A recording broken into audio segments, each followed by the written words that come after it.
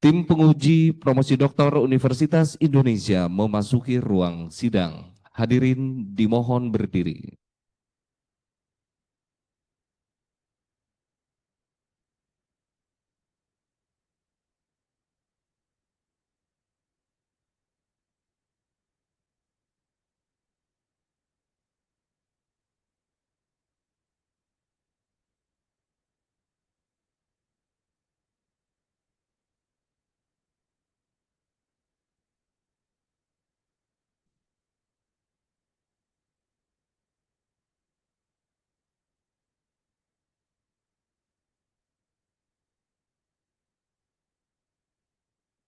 Hadirin dipersilakan untuk duduk kembali.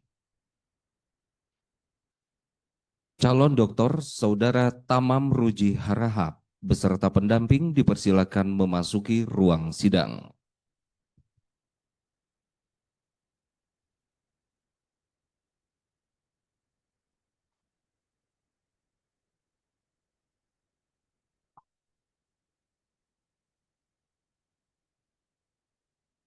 Ujian untuk memperoleh gelar doktor dalam bidang ilmu komunikasi pada program Pasca Sarjana Fakultas Ilmu Sosial dan Ilmu Politik Universitas Indonesia dimulai.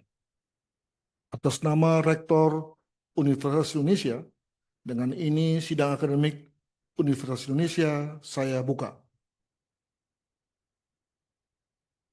Saudara calon doktor, sidang terbuka promosi doktor yang saat ini berlangsung akan mengajukan pertanyaan-pertanyaan atas disertasi saudara yang berjudul Literasi Digital Indonesia, Studi tentang Kebijakan Literasi Digital Kementerian Komunikasi dan Informatika, kurun waktu 2017-2022. Selanjutnya saya persilakan saudara Dr. Nina Mutmainah, Magister Sains, sebagai promotor untuk memulai acara ujian. Dipersilakan.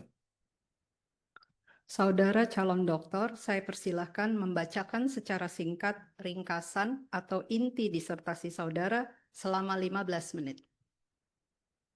Bismillahirrahmanirrahim. Yang terhormat Ibu Promotor Dr. Nina Mutmainah, MSI, izinkan saya membacakan ringkasan disertasi saya yang diberi judul Literasi Digital di Indonesia, Studi tentang Kebijakan Literasi Digital Kementerian Komunikasi dan Informatika 2017-2022.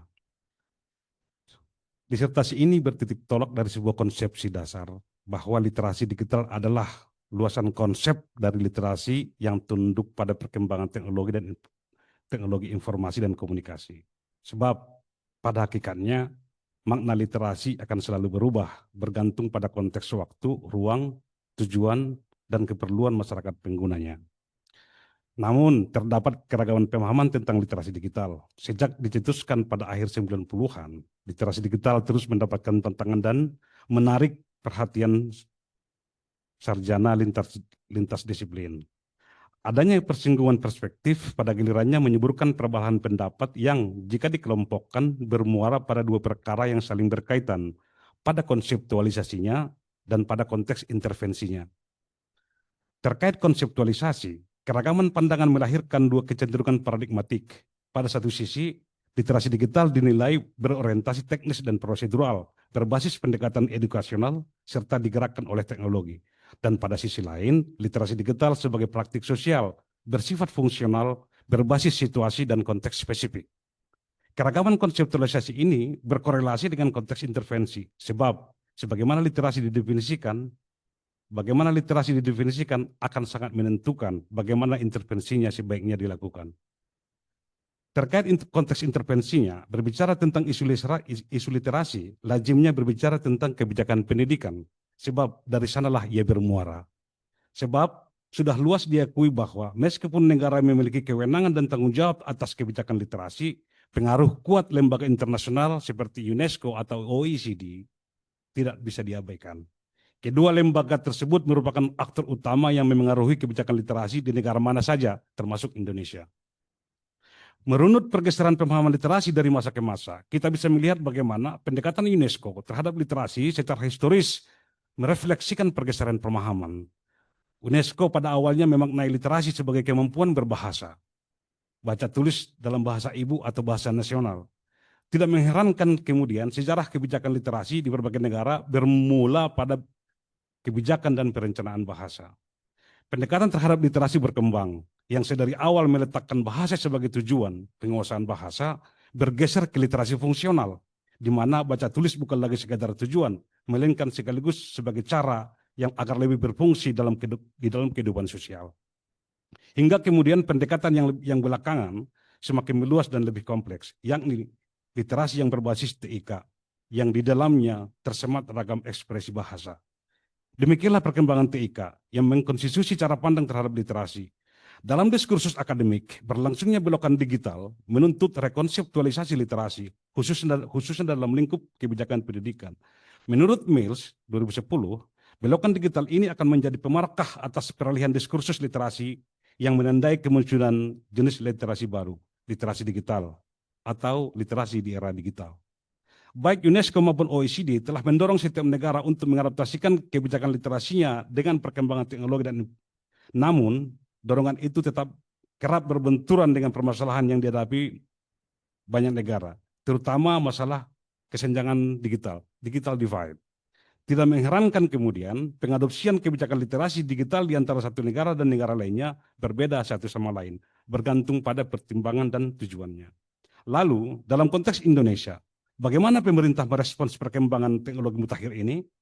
Meskipun literasi digital dalam pengertian teknis sudah cukup luas dipraktikkan, laporan UNICEF 2021 menyatakan bahwa literasi digital belum masuk ke dalam sistem pendidikan di Indonesia. Namun demikian, pemerintah telah menginisiasi kebijakan literasi digital melalui Kementerian Komunikasi dan Informatika, yakni lembaga kementerian negara yang memegang mandat konstitusi untuk mengurus bidang teknologi dan informasi. Penelusuran awal atas dokumen kebijakan menunjukkan bahwa Kemkominfo sudah menyelenggarakan program literasi digital sejak 2017 melalui kegiatan yang eksplisit dan spesifik menggunakan terminologi literasi digital. Dirancang berskala nasional, bahkan Kominfo telah berhasil melahirkan sebuah kerangka literasi digital yang diproyeksikan untuk diajukan sebagai kurikulum pendidikan. Telah banyak penelitian yang membahas isu tentang teknologi digital dalam konteks Indonesia. Studi-studi itu mengungkapkan banyak permasalahan, merentang dari permasalahan kesenjangan akses digital atau konektivitas, infrastruktur digital, ketimpangan sosial berbasis gender, kesenjangan antara digital native dan versus digital imigran, kejahatan daring, hingga tingkat kompetensi digital pelajar Indonesia. Laporan UNICEF 2021 menyatakan bahwa fakta tingginya penggunaan internet dan media sosial di Indonesia tidak serta-merta meningkatkan penggunaan teknologi digital yang bermakna dan bermanfaat. Asumsi penelitian meletakkan literasi digital dalam bingkai kebijakan. Studi ini mengadopsi pendekatan praktik diskursif terhadap kebijakan dan pandangan bahwa di dalam setiap kebijakan tercakup permasalahan dan solusinya. Maka memandang kebijakan sebagai praktik diskursif, studi ini berasumsi bahwa wacana kebijakan literasi digital Kemkominfo merupakan representasi yang dikodifikasi melalui konflik, kompromi, dan interpretasi ide untuk menciptakan permasalahan kebijakan dan solusinya. Berdasarkan asumsi tersebut, studi ini merumuskan masalah dalam dua pertanyaan. Bagaimana permasalahan literasi digital dikonstruksi dan bagaimana kerangka literasi digital dikembangkan dalam kebijakan literasi digital Kemkominfo. Berdasarkan dua pertanyaan tersebut, studi ini bertujuan untuk menguraikan konstruksi permasalahan yang mendasari kebijakan, kemudian menguraikan pengembangan kerangka literasi digital dalam kebijakan literasi Kemkominfo. Studi ini membangun kerangka pemikiran berdasarkan perspektif komunikasi kebijakan yang salah satunya meletakkan kebijakan sebagai sebuah praktik diskursif. Oleh sebab itu, studi ini menggunakan pendekatan diskursif. Sebagai konsep teoretik, penelitian ini mengadaptasi pandangan Warshauer tentang akuisisi literasi dan akses teknologi yang sepadan untuk tujuan inklusi sosial dan teori literasi digital tiga dimensi pengetahuan, dimensi keahlian, dan dimensi sikap yang bertanggung jawab. Menurut Warshauer, teknologi dan masyarakat saling terpaut dalam sebuah keterlekatan, embeddedness. Keduanya tidak dapat dipisahkan satu sama lain, dan karena itu keduanya tidak dapat saling meniadakan. Warshauer memandang bahwa akuisisi literasi dan akses TIK adalah sepadan dengan mendasarkannya pada 4 sumber daya fisik, sumber daya digital, sumber daya manusia, dan sumber daya sosial. Konsep teoretik lainnya adalah literasi digital tiga dimensi. Studi ini mencoba mengkonseptualisasi kerangka literasi digital dengan meletakkannya tidak hanya sebagai bidang pengetahuan teknis, tetapi juga sebagai praktik sosial-kultural. Tidak hanya menawarkan kecakapan hidup, tetapi juga menumbuhkan responsibilitas sosial. Metodologi penelitian mengikuti paradigma penelitian positifis dengan pendekatan kualitatif. Studi ini menggunakan dua metode analisis. Pertama, menggunakan analisis wacana kebijakan WPR yang digunakan untuk mengungkapkan konstruksi permasalahan, dan yang kedua, proses pengembangan kerangka yang digunakan untuk membedah pengembangan kerangka literasi digital Kemkominfo. Studi ini menggunakan dua kelompok data yang berkaitan. Kelompok pertama terdiri atas dokumen berupa renstra, laporan tahunan, serta wawancara. Sementara kelompok data kedua terdiri atas 4 modul kerangka kurikulum literasi digital Kemkominfo dan wawancara. Jika kelompok data pertama ditujukan untuk menggali bagaimana permasalahan kebijakan dikonstruksi, kelompok data kedua untuk membedah proses pengembangan kerangka. Menjawab pertanyaan penelitian pertama, hasil analisis berbasis WPR mengungkapkan bahwa Kemkominfo mengkonstruksi permasalahan kebijakan literasi digital sebatas permasalahan media. Hasil analisis ini juga membuktikan bahwa paradigma literasi digital Kemkominfo lebih berorientasi teknologi atau media daripada berorientasi literasi. Menjawab pertanyaan penelitian kedua, hasil analisis berbasis panduan proses pengembangan program, hasil analisis berbasis panduan proses pengembangan kerangka menunjukkan bahwa kerangka literasi digital Kemkominfo dikembangkan oleh beragam aktor institusional yang berbeda-beda. Kerangka literasi digital Kemkominfo dikembangkan berdasarkan kerangka acuan literasi digital yang sudah ada. Kerangka literasi digital Kemkominfo dibangun di atas beberapa komponen dan jenis literasi. Kerangka literasi digital Kemkominfo dinawarkan kekhasan, yakni nilai kebangsaan dan keragaman budaya.